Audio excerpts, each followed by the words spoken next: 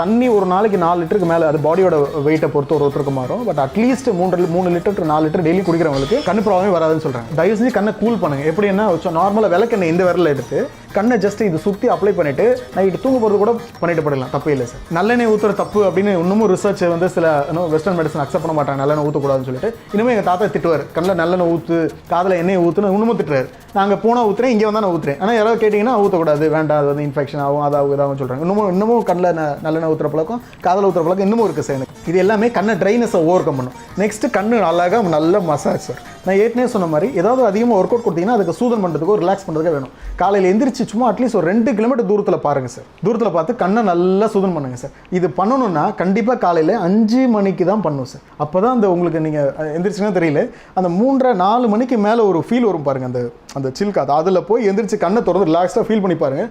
சில்லுன்னு சொல்லும் போதே உங்களுக்கு ஒரு கண்ணு ஒரு குளிர்ச்சி ஃபீல் ஆகும் சார்.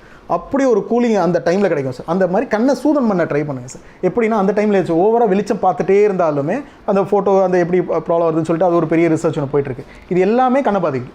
ட்ரைனஸு அதே மாதிரி கண்ணை சுற்றி இருக்கிற கருவலயத்துக்கு எல்லாருமே சொல்கிறாங்க சார், பெரிய ரிசர்ச் பண்ணாங்க சார், ஹீட்டு சார், கம்ப்யூட்டர் பார்க்குறாங்க சார், சரியாக தூங்கலை சார், ஸ்ட்ரெஸ், சாப்பிடல.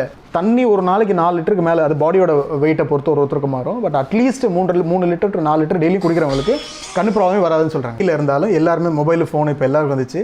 ஒரு மினிட்டுக்கு 15 டைம்ஸ் கண்ணை பிளிங்க் பண்ணுன்னு சொல்கிறாங்க. அப்படி பிளிங்க் பண்ணுறாங்கம்மா சார்? கிடையவே கிடையாது. பார்த்துட்டே இருக்கும் ஃபோனை. அப்போ என்ன ஆகுதுன்னா கண்ணு ஸ்ட்ரெயின் ஆகுது. நார்மலாக கண்ணில் 2 கிளான்ஸ் இருக்குது. டியர் கிளான்ஸ் எல்லாருக்கும் தெரிஞ்சதான். மெல்போனியம் கிளான்ஸ் இருக்குது, அதான் ஆயில் செக்ரேட் பண்ணுது.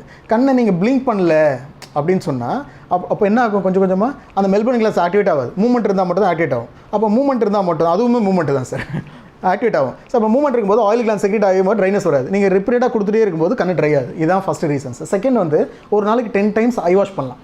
தேர்ட் வந்து எல்லாரும் சொல்கிற மாதிரி வைட்டமின் ஏ ரெஸ்டோர் பண்ணலாம். Like papaya, carrot, I think எல்லாருக்கும் தெரிஞ்ச அதே விஷயம்.